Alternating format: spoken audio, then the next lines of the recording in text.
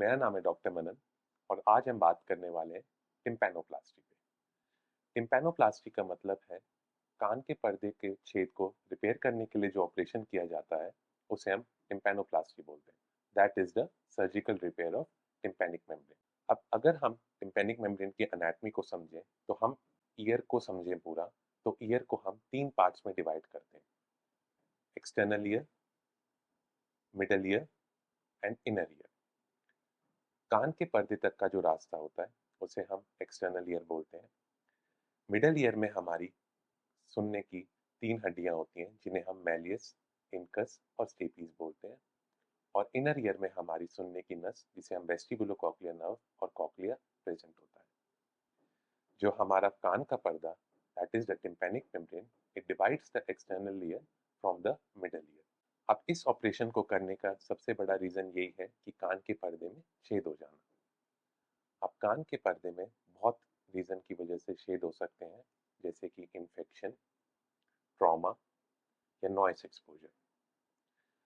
We prefer to give antibiotics in infectious ear so that the tympanic membrane heals nicely.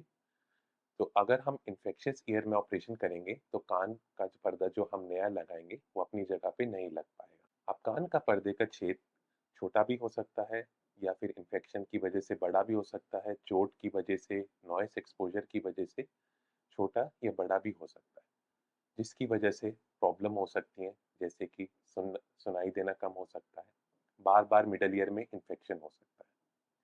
कान के पर्दे को repair करना जरूरी इसलिए भी होता है क्योंकि कान का इन्फेक्शन मिडल ईयर से ब्रेन तक भी जा सकता है, इसलिए हमें इसको इलाज करना बहुत ज़रूरी है। अब हम कान के पर्दे को दो चीज़ों से रिपेयर कर सकते हैं, या तो टेम्पोरलिस फेशिया या फिर कार्टिलेज। टेम्पोरलिस फेशिया हमारे यहाँ कान के पीछे यहाँ पे प्रेजेंट होता है, जिसको हम एक्सट्रैक्ट करके उसकी भी थिकनेस और कान के पर्दे की थिकनेस बराबर सी होती है। दूसरा, हम अगर हम वहाँ नहीं लेना चाहते तो हम कार्टिलेज भी ले सकते हैं, जो यहाँ एक छोटा सा इंसिजन लगा के हम ये वाला अगर आप फील करके देखेंगे तो यहाँ कार्टिलेज होता है, जिसे हम एक्सट्रैक्ट कर सकते हैं। इन दो फोटोज में आप देख सकते हैं, राइट साइड में हमारा टेम्पोरलिस फेशिया है जिसे हम रिपेयर करने के लिए यूज कर सकते हैं, और लेफ्ट साइड में कार्टिलेज है। इस फोटो में आप देख सकते हैं कि हम ये कार्टिलेज को एक्सट्रैक्ट कर रहे हैं। अगर हम इसको सर्जिकली बात करें कि ऑपरेशन किया कैसे जाता है, ये पूरा ऑपरेशन एंडोस्कोप यानी कि दूरबीन के द्वारा ही किया जाता है, जहाँ से हमारा कार्टिलेज या फिर टेम्पोरलिस फेशिया लिया जाता है। कोई छोटा सा इंसिजन होता है जो कुछ टाइम बाद हील करके बिल्कुल दिखाई देना बंद हो जाता है। अगर हम इसके स्टेप्स देखें तो सबसे पहले कैमरे में अगर हम फर्स्ट में देखें तो ये हमारे कान के पर्दे का छेद है।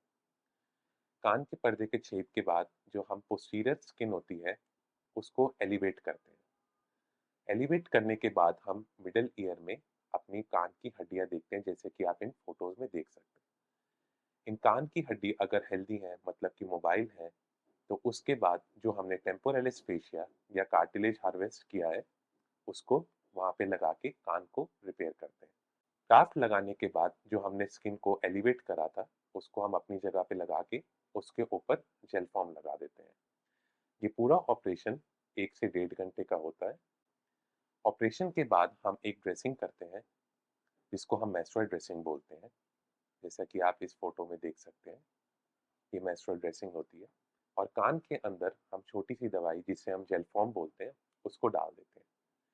उसको वो अपने आप ही डिसॉल्व हो जाती है, और जो मेंस्ट्रुअल ड्रेसिंग है उसको हम अगले दिन खोल के एक छोटी ड्रेसिंग करके आपको डिस्चार्ज कर देते हैं। आप अपनी डेली एक्टिविटीज़ नेक्स्ट डे से रिज्यूम कर सकते हैं। हमारी तरफ से कुछ प्रिकॉशंस रहते हैं कि ज़्यादा एक्सर्शन नहीं करना, थोड़े टाइम के लिए फ्लाइंग करने के लिए अवॉइड करने के लिए हम बोलते हैं, ताकि पर्दा अपनी जगह पे अच्छे से लग जाए। 4 to 6 वीक्स का हम नॉर्मल हीलिंग टाइम रखते हैं, पर आप अपनी एक्टिविटीज़ नेक्स्ट डे से रिज्यूम कर सकते हैं। ऑपरेशन के कुछ टाइम तक एंटीबायोटिक्स चलती हैं, उसके बाद वो भी बंद हो जाके हमारा जो टिम्पैनिक मेम्ब्रेन का परफोरेशन है वो प्रॉपर हील हो जाता है। तो ये टिम्पैनिक मेम्ब्रेन परफोरेशन का ट्रीटमेंट है जिसे हम टिम्पैनोप्लास्टी बोलते हैं, और इसके रिगार्डिंग आपको कोई भी क्वेरी हो तो आप हमसे कॉन्टैक्ट कर सकते हैं।